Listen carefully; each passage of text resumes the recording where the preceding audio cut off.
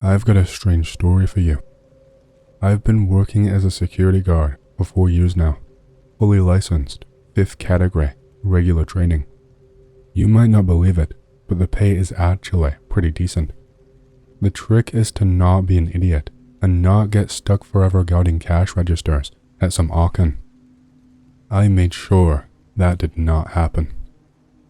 About 2 months ago, I landed a long-awaited privileged post, went through the necessary training, and since then, I've been patrolling certain floors of a high-rise in Moscow City.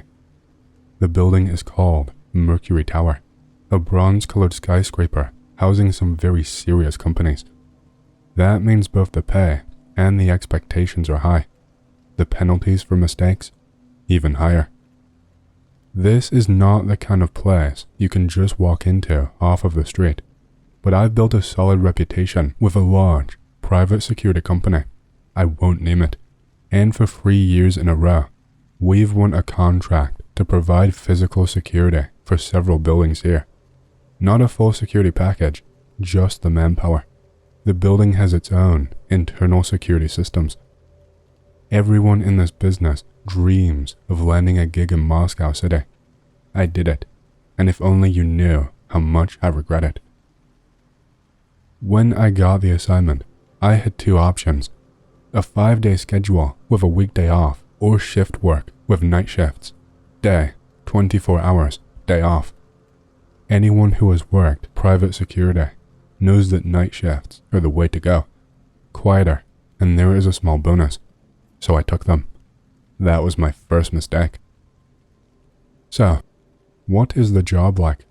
During the day, I either work reception on the first floor, checking visitors, or I'm at the front desk on the 21st. Sometimes, I patrol the 22nd and 23rd floors, office spaces that are completely dead at night. Those 2 floors are assigned to me and 3 other guys. We switch shifts occasionally, but not often. The view from up there? Incredible. Overall, it is a quiet job. The main thing is to look presentable, keep a low profile, and not bother the businessmen. Just maintain access control, and, if needed, assist people, usually visitors who don't know where to go for their meetings. And, most importantly, if something happens, react immediately and handle it, by the book or by instinct, depending on the situation. Honestly, the incidents are rare. They covered the main risks in our briefing. There are the roofers, a nightmare for all of Moscow City security, but they don't get inside, so they are not my problem. Then there are the occasional crazies. A few times, we've stopped tenants' employees or random guys from stealing office equipment. Once, an electrician supposedly managed to load half an office onto a glass cleaner's cradle before anyone caught him. Theoretically, the elevator could break down, in which case, we would call the techs and help anyone stuck inside if we can. Stopping conflicts, stopping people from smoking inside, basic stuff like that. Equipment-wise, we get a radio and a portable panic button. Our main posts are in the basement and up on the 70th floor. Those spots have a couple of duty beds, kitchens, and stations where we check in and out for shifts. There is always someone there, monitoring the building security feeds. I've only been up to the 70th a couple of times. That team handles the top floors where the apartments are, so it's not my concern. All in all, it's a cool place.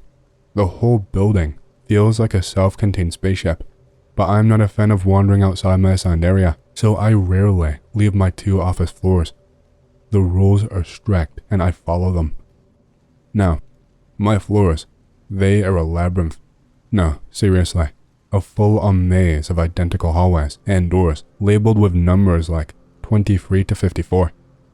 Even employees who have worked here for years sometimes get turned around, looping the corridors, looking for their meeting rooms. Doors, doors, doors everywhere. You cannot walk 20 meters without running into another one. They all open with keycards, but the access permissions are practically custom tailored to each employee. People constantly complain about it. You never know if your card will let you through, or if you will have to find another route. And there is always another route. Almost every location has multiple ways to get there from the elevators. You just have to figure out which one actually works. The only maps on the floors are rare evacuation plans, but they are completely useless. They don't even show room numbers. I was trained using printouts of the floor plans, but those are classified because they mark things like cable channels, cameras, and ventilation systems, so I regularly got lost during my first month. Security guards have more privileges, so with my pass, I can open almost every door on my floors, except for the bigwigs' offices and technical rooms, like the server room. I can also access the stairwells. There are 3 of them, which means I don't have to rush for the elevator during my patrols, as well as corridors for surface personnel and the service elevator. At night, only 1 security guard is on shift, and both floors are at his complete disposal. Honestly, this was my favorite time. You turn off the main lights, watch the few stragglers leave. 2 or 3 bigwigs have 24-hour access to the office, but to my knowledge, they have never used it. No one works overtime here, and when the building is quiet and calm, with only the hum of the air conditioners and the city lights flickering outside the windows that stretch across the entire wall, it's almost peaceful. But you can't sleep. If they catch you, you are out. So, you sit in your corner at the control panel on the 22nd floor, drink free coffee, read something, and do rounds every hour. You can chat with the guys on the radio if the shift supervisor is not being too strict. Skipping rounds is not an option either. There are checkpoints along the route, and you have to swipe your pass at each one so the duty officer knows where you are. If you don't swipe it within a minute, the system raises an alarm. The motion sensor gets triggered, and the guard has not confirmed their identity. First, my control panel lights up, and then the one at the duty post flashes. It is serious business. I spent a whole month working without incident, and not a single reprimand from my superior. Then, about 3 weeks ago, things started to get strange. I've already put in a request for transfer through HR, and if they don't approve it, which is unlikely, I will leave on my own. In my request, I claimed a sudden fear of heights and how the work conditions were unbearable. It's a mild way of putting it. I want nothing to do with this tower anymore. But, honestly, it's not the height. It is the night shifts. There is not much to do during the night patrols, and with little else to occupy myself with, I started counting the steps between my floors while going up and down. A couple of days later, while running down the stairs on another floor, I noticed something strange. It clicked. I walked back and forth. It was true. One of the flights seemed to be missing on this floor. I checked 2 or more random floors, fewer steps, and the ceiling heights were identical. I asked a few of the guys about it, but they just shrugged. It was strange, but I let it go. The layout is already weird enough. About 3 weeks ago, after midnight, I was sitting at the control panel, reading a book and starting to nod off, when I heard a thud from the floor above. It sounded like someone dropped a weight and dragged it a bit along the floor. It was muffled, barely audible, but the silence was absolute. I jumped up, checked the monitors. No one. There was no movement detected. I got up and walked around. Everything seemed fine. But the next shift, during my rounds, I heard it again, almost directly overhead. A distant booming noise, like something heavy hitting a sheet of iron. I went back to my post. The cameras were clear, and reported it to the senior guard. The first time, I did not report it, just in case it was nothing, but there was a pattern now. I asked the other guys if they had noticed anything during their shift. I went up in the elevator and checked. Nothing. The different stair lengths came to mind. The next day, I called up a guy from our office who used to be a foreman at a construction site. He was the type to know stuff like this. Just casually, I asked if there could be some hidden space between the floors. It turns out there could be. When they build high-rises, they often add an extra floor, small and without windows, that even the residents do not know about. You cannot access it, and the elevator does not stop there. It's called a technical floor, meant for all kinds of equipment and to balance the load on the beams, compensating for the temperature fluctuations and such. And, according to Pasha, there are probably several of these technical floors at different heights in my building. And so, it was pounding on this secret technical floor between my two. Even the senior guard did not know about it, otherwise he would have told me. That is how it went. Naturally, I started looking for a way to get there. It turned out to be easy. I knocked on the walls of the stairwell. They are covered with decorative panels, one of which swivels open on hinges. Behind it was an iron door. No handle, just a magnetic lock, like an entrance door. I swiped my card to test it. It worked. The lock beeped. I pushed the door a little. It opened. It was morning by then, and the cleaners had arrived, so I closed it as I had found it, but I came back the next night. I have my own reasons. I smoke, after all. I can't leave my post. I can't sleep, and I really wanted to smoke. Maybe this secret technical floor would be a good spot, and that is exactly what I did. I spent a couple of nights exploring with a flashlight. Concrete halls, crisscrossed with thick beams. You can stand upright with no problem. There were loud fans humming, probably for soundproofing. The air was dusty and full of the sharp wind, probably from gaps in the walls. Some pipes, pressure gauges, huge electrical cabinets, an absolute haven for any saboteur. The walls were camouflaged from the outside, and I checked from the ground. There were cracks in them, serving as air intakes. If you wanted, you could jump down, hence the wind. I never found out what was causing the noise, but at least I had my corner to smoke, where the air sucked it right out. I started visiting the technical floor regularly. A week ago, I went in as usual and saw tracks on the concrete floor. Not mine. They looked like something had been dragged across the floor. The tracks did not resemble something small, like a pigeon. They looked deliberate.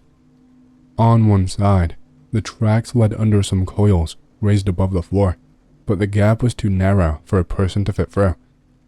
On the other side, the tracks circled around my usual corner, then went to the door, parallel to the path I'd made, and finally disappeared under the beams into the dark, distant rooms.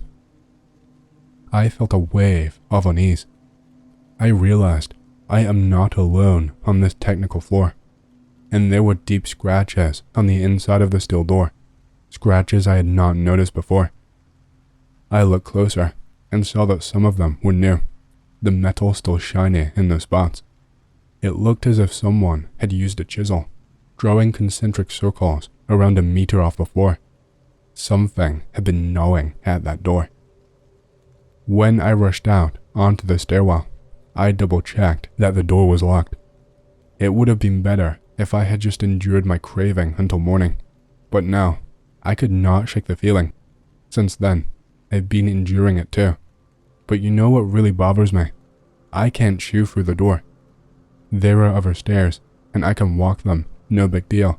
The sounds from above won't get to me. I will survive. I will put on my headphones, focus on my work, and avoid thinking about it. But the walls on the technical floor, the walls are not solid. If something gets through the cracks, there is no telling what could happen. You get it, right? The windows here don't open. They are thick, like portholes on a submarine.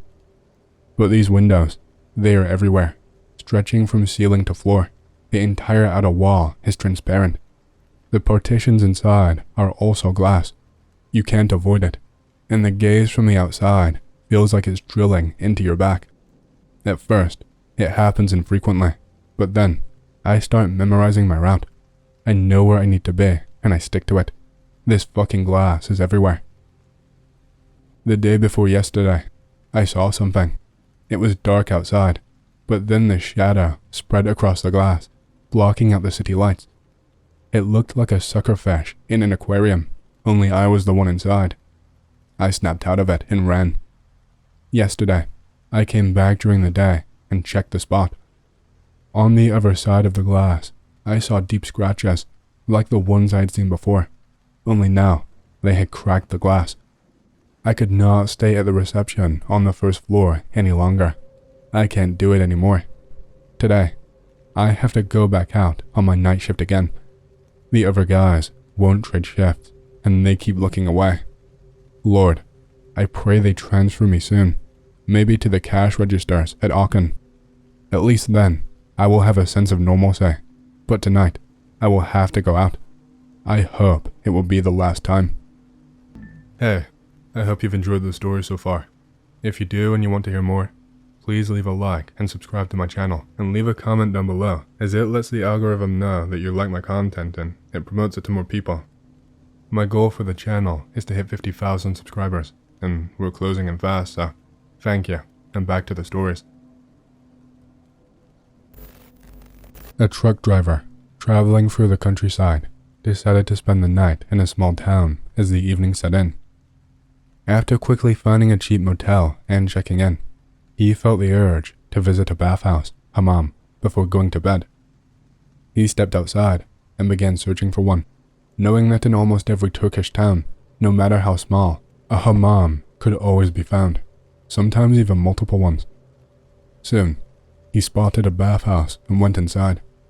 After paying the fee at the reception, he made his way to the locker room. A typical Turkish hammam consists of several rooms: the reception area, the changing room, the steam room, and a marble slab, where bath attendants perform two types of massage: peeling with a washcloth glove and a soap massage. Afterward, clients are washed. There is also a room for oil massages, where therapists need joints and limbs, as well as showers or even a cold water pool. Our driver entered the steam room, feeling exhausted from the long day. Before he knew it, he had fallen asleep. Waking up sometime later, he realized it was already late, and the workday was likely over. Frustrated, he was about to leave when he suddenly heard noise coming from the room within the marble slab. Listening closely, he realized there were people splashing water and talking, and it seemed like a group. Relieved, he thought the bathhouse was still open, and there would still be some time for the treatment he wanted. He hurried toward the noise. Indeed, there was a group of men in the room. Some were lying flat on the slab, while bathhouse attendants were massaging them. Some clients were having hot water poured over them from a ladle. It was a typical scene of a busy Turkish hammam. One of the bath attendants waved for the truck driver to lie down on the marble slab. He did as instructed, and the attendant poured hot water over his body before beginning to scrub him with a mitten.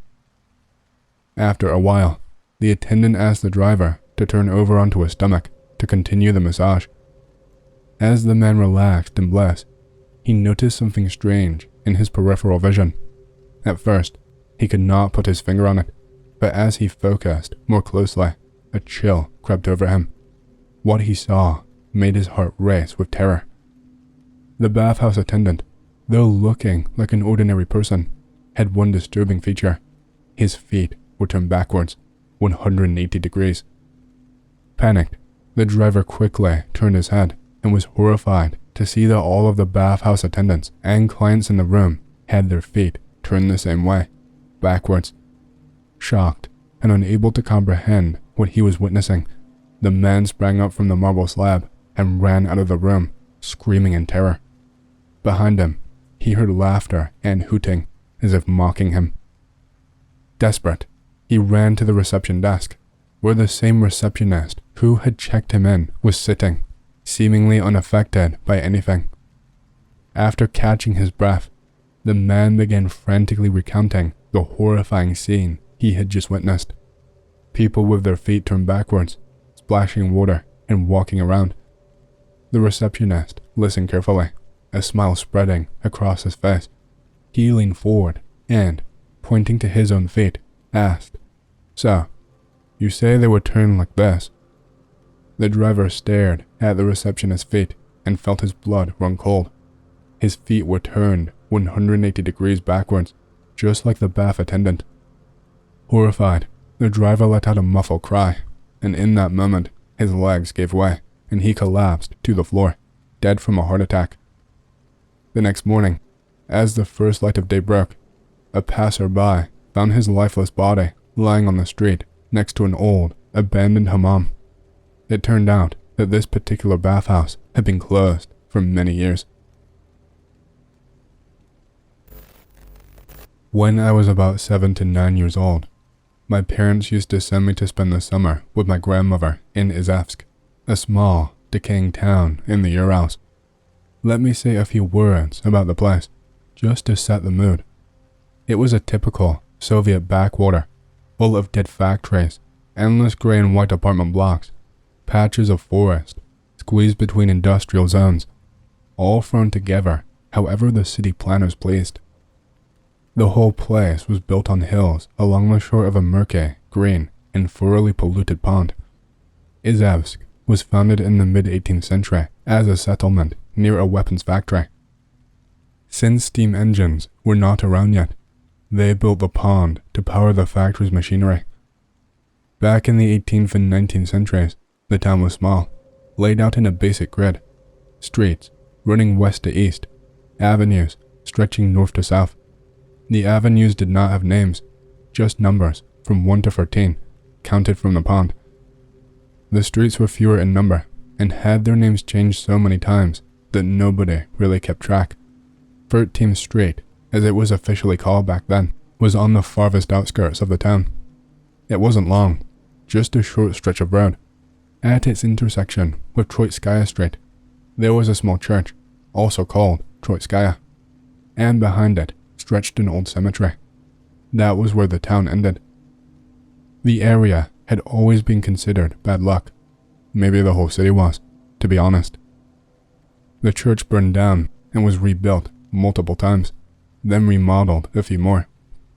In the late 1930s, Soviet authorities arrested and executed all of the priests, then tore the church down completely. After that, people said the place became even stranger. In the mid-20th century, Soviet city planners finally got around to fixing the area. They paved over part of the cemetery and turned it into a park. Another section was built up with various buildings, including residential ones. The Zenit Stadium was constructed nearby, and later, in the 1980s, yet another housing district sprang up. But what did all this mean to an 8-year-old kid, and how could I have known any of it back then? Anyway, my grandmother lived in that very neighborhood, along with plenty of local kids who became my summer friends. We spent most of our time in the park, which was surrounded by a tall, wrought iron fence, only broken up by the occasional gate. It was a paradise for us. Trees, bushes, winding paths, the perfect place for hide and seek, war games, and all of the things kids did back then. We played there from morning till dark, but one summer, everything changed. When I arrived from my usual visit, the first thing I did was ring the doorbell at my friend Vasya's apartment. His mother answered and told me he would not be coming out to play today. No explanation, just a firm no before she shut the door. I was disappointed, but not for long. I headed outside to find some other kids to hang out with, and, as expected, I ran into some familiar faces. They all knew Vasya, of course, and when I asked why he was not allowed out, they suddenly went quiet. Some of them looked sad, others just awkward. After some coaxing, they finally spilled the story. A few days earlier, they had been playing in the park as usual when they stumbled upon something. They called it the tiles. I asked what they meant. Instead of explaining, they decided to show me. Of course, I agreed. The whole group led me to the park, and by then, the sun was already beginning to set. When we reached the spot, I saw nothing special at first, just some grass, bushes, and 2 large, flat stones covered in moss. They looked old, but otherwise unremarkable. "What's so special about these?" I asked. One of the kids answered, "There is a skull underneath them, and bones, real human ones." That made my stomach drop a little. I told them I believed them, but I still did not understand. What did this have to do with Vasya? It turned out that Vasya was the first one to find the stones, and, being a kid, he immediately ran off to tell everyone. The whole neighborhood heard about it, and when word got to his mother, she was horrified. She forbade him from going to the park or hanging out with the other kids. From what they told me, it seemed like she had also contacted the authorities. The following summer, when I came back, the stones were gone. We never found them again. So, yeah, that is that. I know a lot of this shit in note threads is fake, but this actually happened to me. About 4 years ago, I am 16 or 17 years old, living about an hour north of where I do now, in Backwoods, Louisiana. It's like 10 p.m. I am a lazy fuck, so I've waited through the whole day without taking the trash cans to the end of our very long driveway to be picked up in the morning. Mom tells me to stop what I'm doing and take them now. I bring them to the road. Night clear as fuck. One of the best things about living out there was how the stars lit up the sky when it wasn't cloudy.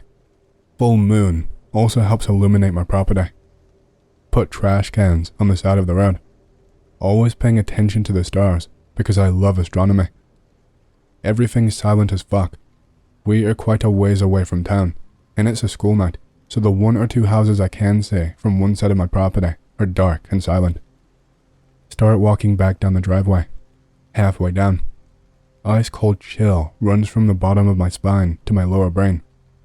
Immediately, know something weird as fuck is happening, considering seizure, even though I've never had one. Suddenly, I feel like I should look around.